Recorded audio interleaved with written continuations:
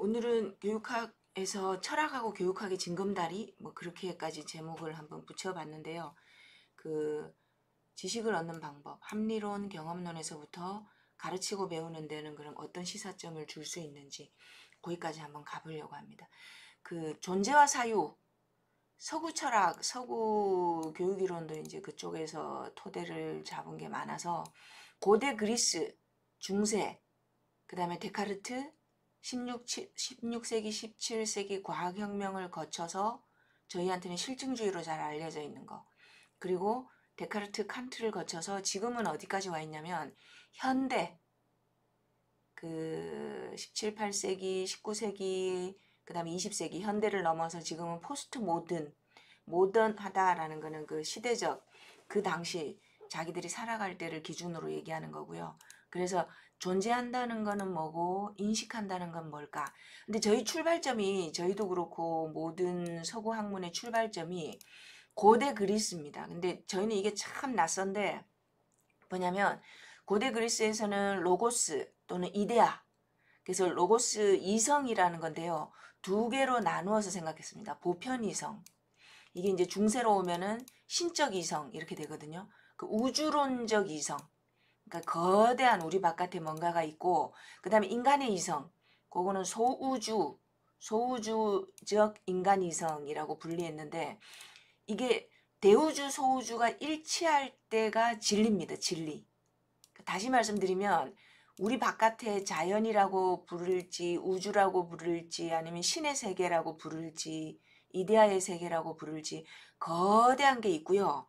그 다음에 그 인간 머릿속에 우리가 나는 생각한다라고 하는 그 인간 이성, 요거 두 개가 일치할 때, 그래서 나의 생각과 외부 존재 일치할 때가 진리다라고 생각했고요.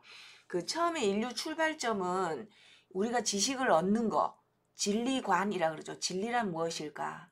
그거를 놀랍게도 그 인식, 이 사유가 밖에 있는 존재와 일치하는 근거가 뭐냐면요. 우리 내면으로 들어가서 여기 있죠. 영혼 내면으로 들어가서 이미 존재하는 진리를 기억해내는 거라고 생각했습니다. 플라톤이. 상기설이라 그러거든요. 상기. 그 떠올리는 거. 잃어버린 기억을 떠올리는 거. 그래서 우리가 생각하는 거, 그리고 밖에 있는 존재, 외부 세계, 우주론적 존재의 일치를 뭐라고 봤냐면 우리 영혼에 들어가서 이미 존재하고 있는, 거기 있는 거, 그거를 다시 재발견하는 거를 진리라고 보았습니다. 그래서 이게 진리관을 레테의 강을 건너면서 망각했던 거 있죠. 그러니까 인간은 그 어머니 자궁에서 나올 때, 그때 이미 그 모든 걸 망각한대요. 그래서 망각 이전의 상태를 알은 깨우치는 거. 레테 이전으로 레테를 깨우치는, 그렇게 해야 우리는 진리에 도달한다. 그래서 본래적 진리, 타고난 진리, 인네이트라는 말이 칸트까지도 계승되거든요. 그래서 영혼 속 진리는 언제나 오리진, 기원이 있고, 이러한 진리관은 플라톤, 아리스토텔레스, 데카르트, 칸트까지 전수되는 거. 서구 로고스 사상이라고 하는데 이게 독일 관념론에서 정점에 이릅니다. 그래서 이제 독일 관념론 그러면은 그 해겔에서 정리가 되는데, 인식과 존재의 일치는 그 절대 이성, 절대 지식, 이게 뭐냐면 신적 이성, 정신현상학에서 이 신의 이성 심어준 그 상태를 투명하게 알게 되는 그 상태다라고 해서 독일 관념론이고, 그래서 이거를 존재와 사유의 일치, 그러니까 우리가 생각한 게 우리 존재, 우리가 원래 갖고 있던 거, 타고난 거, 그러니까 이 레테의 강을 건너기 이전의 거를 다시 발견하는 상기설이라고 했었고요. 이게 진리관이었습니다. 이게 중세로 오면서 이데아 자리, 이데아는 그 중세 신학은 민중을 위한 이데아론이다, 뭐 이렇게 얘기했었죠. 그 이데아 자리에 신을 넣으면서 여기서 이제 꽃을 피웠던 게 데카르트 쪽입니다. 데카르트는 뭐라 그랬냐면 나는 생각한다, 고로 나는 존재한다. 그 내가 생각한 게 어떻게 진리임을 알게 되냐면 신이 심어준 거다 라고 얘기했거든요. 그래서 데카르트는 생각에 대해서 우리가 선입견을 갖거나 아니면 우리의 감각이 우리를 속일 수도 있지만 결국은 내가 생각하는 게 밖에 존재하는 것과 일치한다. 왜냐하면 그것은 신이 보증해 주는 거다. 보증해 주는 거다 이렇게 믿었거든요. 이게 칸트한테까지 내려옵니다. 그래서 데카르트는 뭐라 그랬냐면 유한하고 보잘것없는 내가 무한한 신을 생각할 수 있다는 그 자체가 신이 존재한다라는 증거라고 그렇게 얘기했습니다. 그래서 신이 인간 영혼에 명석판명한 관념들, 이게 이데아예요. 이데아가 우리 영혼 속의 이데아, 그걸 집어넣어 줬고 신이 인간을 만들 때 심어주었고 그 관념들, 이데아라는 개념이 중세로 오면서 이제 관념으로 바뀌잖아요.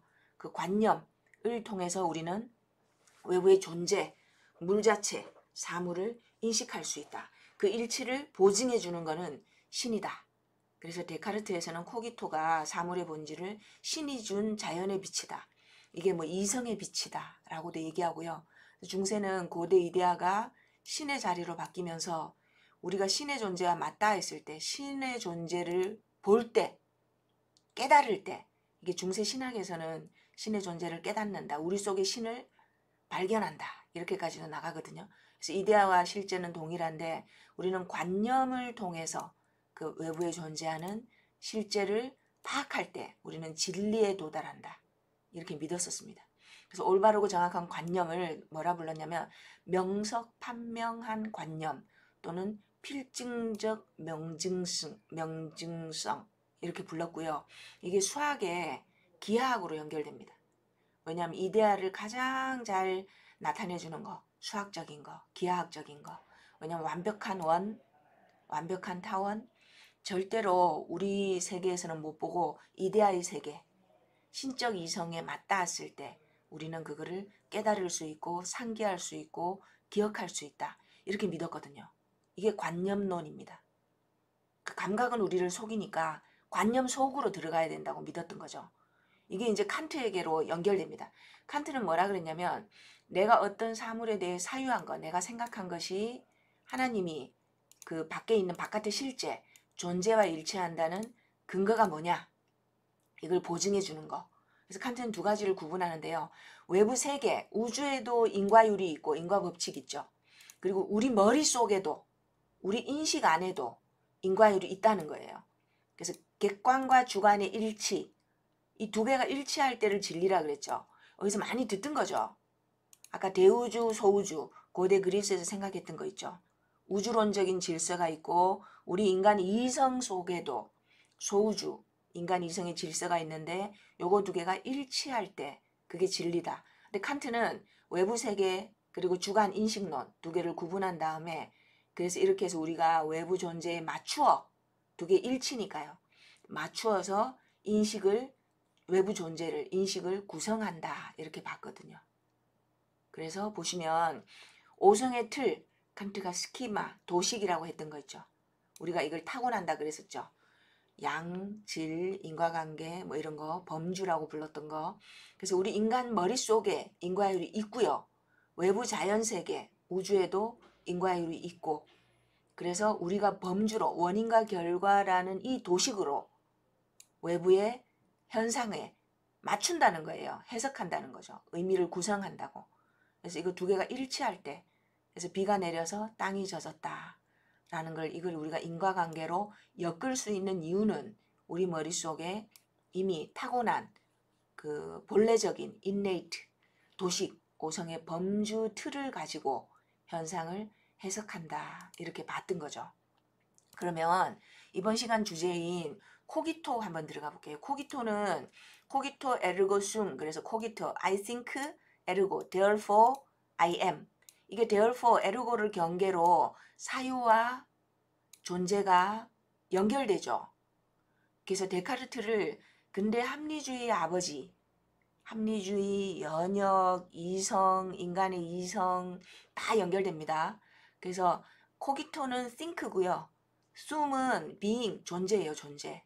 여기 있죠. 어원사전에. 그래서 데카르트가 그러면 데카르트의 코기토를 의외로 정확하게 잘들 모르세요. 그래서 1684년에 그 데카르트가 성찰, 리플렉션이라는 방법론입니다. 방법론. 그 책을 출간하는데 뭐라 그랬냐면 데카르트는 명석판명한 진리 근데 방법론의 아버지다 이렇게도 얘기하거든요. 왜냐하면 반성이라는 방법론 성찰이죠. 성찰. 반성한다, 성찰한다, 내 내면으로 들여다본다. 존재와 인식의 일치를 얘기했잖아요. 근데 데카르트가 뭐라 그랬냐면 의심하는 거예요. 의심의 방법론, 회의론이라고 그러는 거, 회의론. 근데 거기서 제1성찰. 처음에는 우리 신체는 확실한 게 아니죠. 왜냐하면 꿈꿀 때 우리는 우리 몸이 없다고 생각하잖아요. 영혼만 날아다닌다 뭐 이렇게도 생각하잖아요. 그래서 의심을 해보니까 신체는 믿을 게 못 돼요. 그래서 신체는 확실한 게 아니다. 왜냐하면 내가 꿈을 꿀 때 나의 신체가 없다고 생각하기도 한다. 그리고 꿈인지 생신지 구분도 모호해요. 그래서 신체에 대한 확실성은 나의 의식이 나를 속임으로 이거 확실하지 않다. 의심을 통해서 신체에 대해서는 우리 몸은 믿을 게 못 된다. 이렇게 부정해요. 부정하고 나서 그럼 두 번째 볼까요? 수학적 진리. 자, 데카르트가 부정하는 첫 번째가 신체예요. 신체. 우리 몸이 있는지 없는지, 이 몸이 진짠지 모르겠다. 꿈도 모르겠고 꿈과 현실 구분도 모호하고 그래서 신체가 없다고 생각하기도 하고 그래서 신체는 방법적 의심에 의해서 이거는 믿을 게 못 된다. 이렇게 됐어요. 그럼 수학적 진리 어떠세요? 2 더하기 2는 2 더하기 3은 5다. 근데 여기다가 악령을 끌어옵니다. 악령. 나쁜 신이 우리를 속일 수 있다는 거예요. 그래서 여기 보면 2 더하기 2는 5라고 잘못된 관념을 나쁜 악령이 우리 머릿속에 심어줄 수가 있어서 수학적 진리도 의심해야 된다. 그러니까 다시 말씀드리면 수학적 진리조차도 믿을 수가 없다. 이렇게 되는 거죠. 그래서 마지막 남은 게 뭐냐면 의심하는 나. 그래서 수학적 확실성, 수학의 확실성을 붙잡으려고 방법론을 막 따져 들어가다가 데카르트가 수학적 확실성을 얻을 때까지 의심을 통해서 계속 파고 들어가는데 그래서 결국은 모든 것을 방법적으로 의심해야 된다. 회의론. 의심하다 보니까 명석판명한 진리, 더 이상 의심할 수 없는 진리, 궁극의 진리에 도착한 게 뭐냐면 나는 생각한다, 고로 나는 존재한다. 코기토 에르고 숨, 그래서 줄여서 코기토라고 하는 거 있죠. 이게 뭐냐면 악령이 나를 속인다고 하더라도 의심하는 나는 더 확실하죠. 그 의심을 하는 생각, 의심하는 나, 그게 철학하는 우리가 사고하는 제1원리.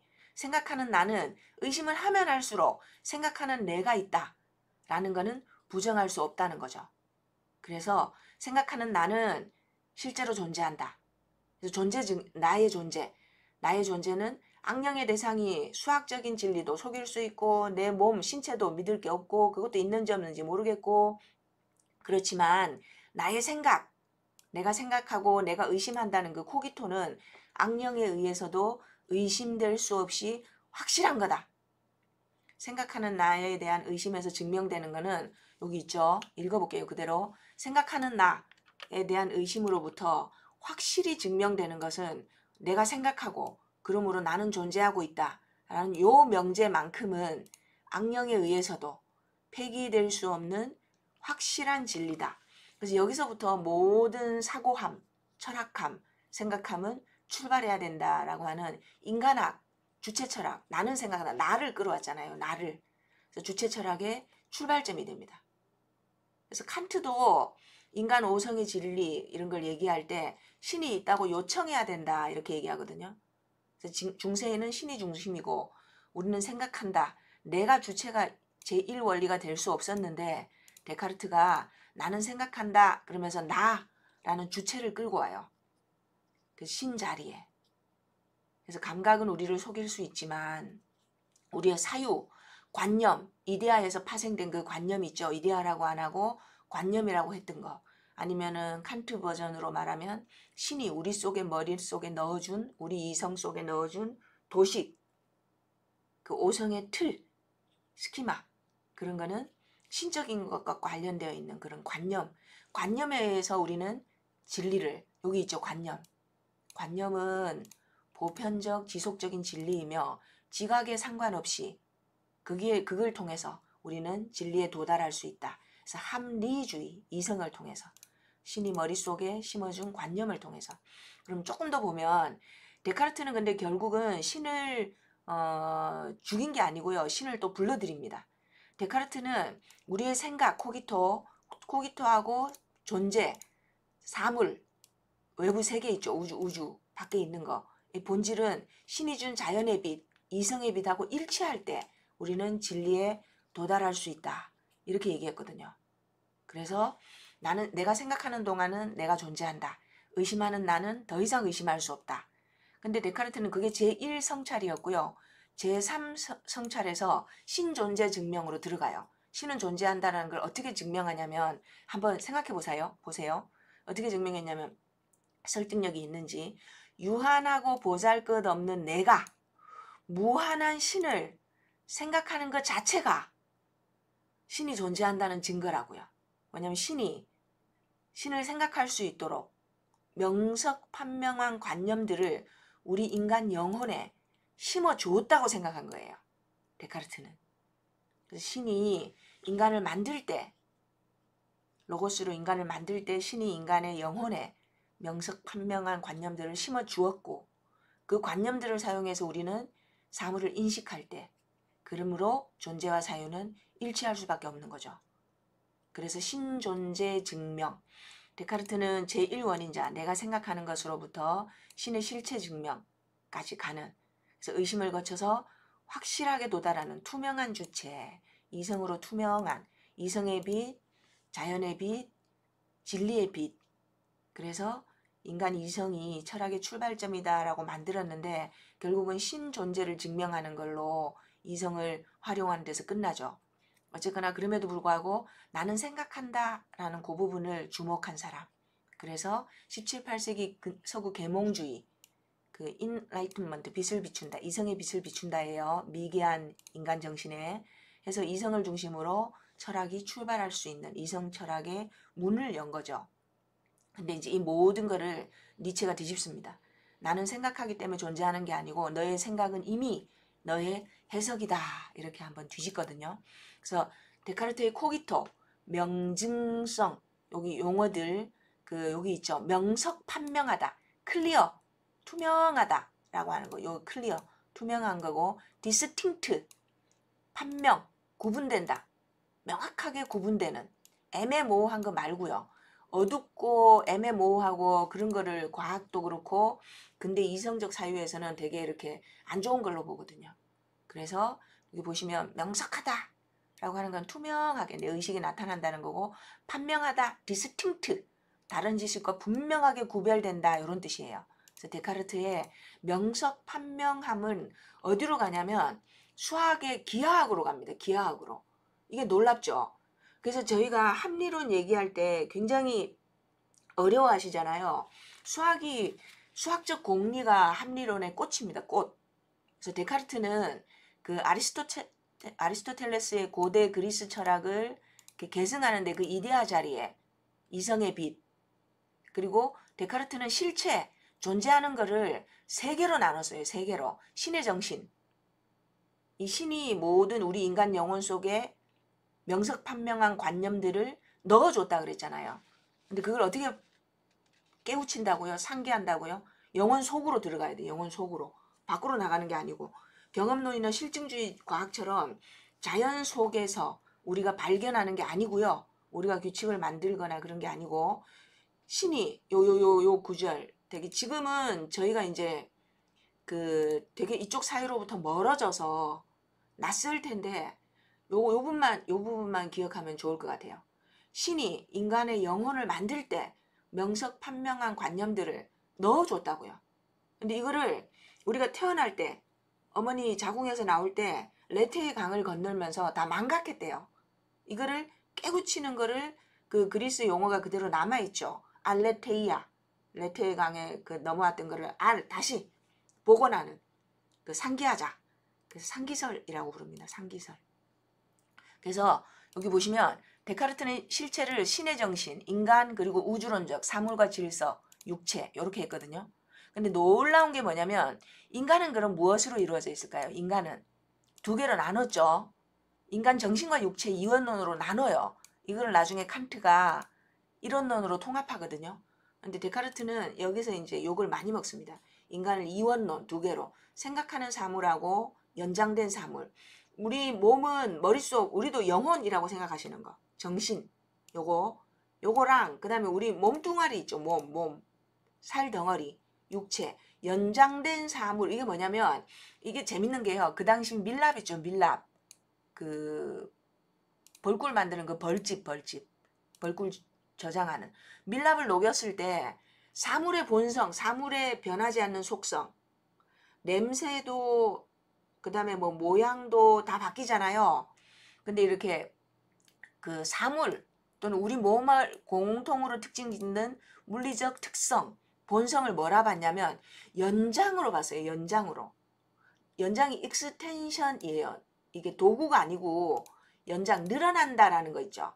그러니까 살도 그렇고 사물의 특성이, 밀랍의 특성이 그 진짜로 데카르트가 그랬어요. 밀랍을 녹였을 때 냄새나 맛이나 시각적인 외형 같은 거는 변하는데 공간 속에서 사물이라면 인간 몸도 연장된 사물 할 때는 그 인간 몸 육체도 들어가요. 왜냐면 인간을 두 개로 나눴잖아요. 정신과 육체로. 정신은 생각하는 사물로 이라고 얘기했고요. 인간 신체의 특징은 다른 사물들처럼 늘어나는 특성이 있다.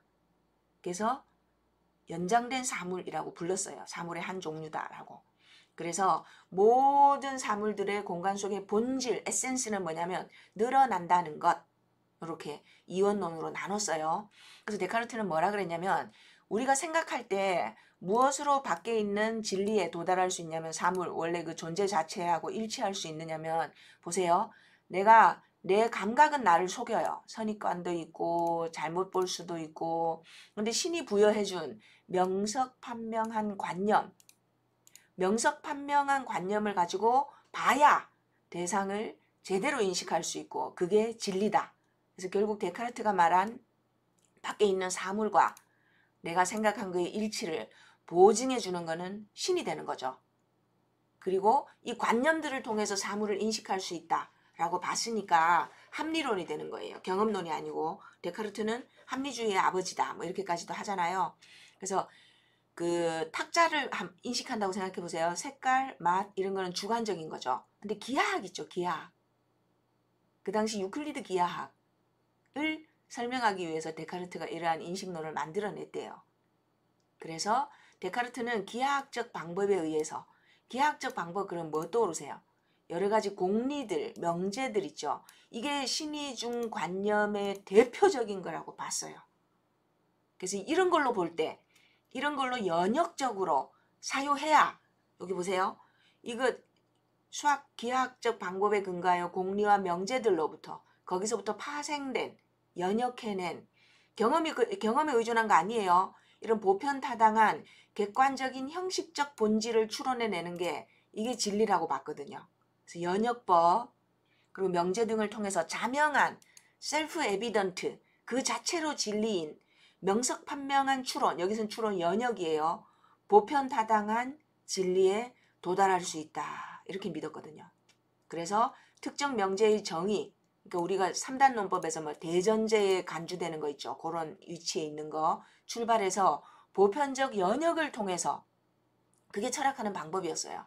그래서 이 관념이 뭐라고요? 신이 넣어준 영혼 속에. 그래서 사물의 본질을 인식할 수 있는 가장 중요한 수단이다. 그래서 자명한 명제, 즉 공리에서 출발해서 이 공간이 어떠한 성질을 가지는지를 객관적으로 타당하게 증명할 수 있고 그 대표적인 게 유클리드 기하학이었던 거죠. 그 당시.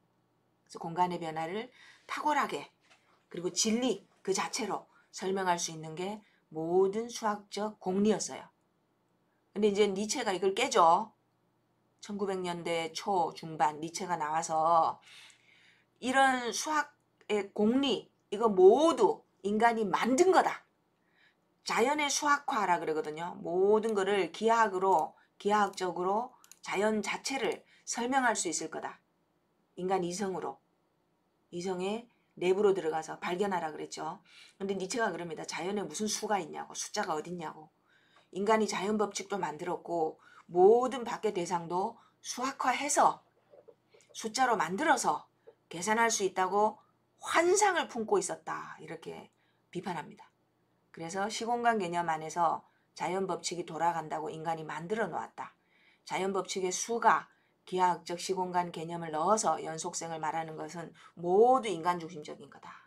시공간 도식도 이거를 데카르트 같은 경우는 하느님이 신이 일자가 우리 영혼 속에 집어넣어 줬다 그랬거든요. 근데 이거를 이제 칸트 같은 경우는 시간과 공간을 분리를 합니다. 그래서 공간은 밖에 있는 거고 시간은 우리 영혼 속에 있는 거라고 도식의 하나로 분리하거든요.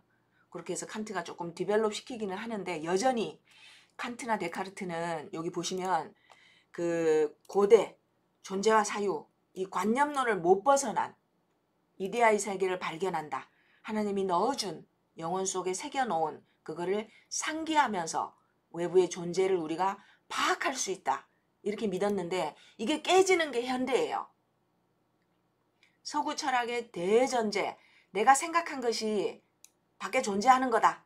그 일치를 하나님이 내 머릿속에 넣어준 관념 이데아 나중에 이게 관념으로 이렇게 내용이 의미가 조금 바뀌잖아요. 중세로 오면. 그럼 이어서 그 현대의 사고방식은 어떻게 다르고 이게 가르치고 배우는 데는 어떤 시사점을 갖는지 이어서 살펴보겠습니다.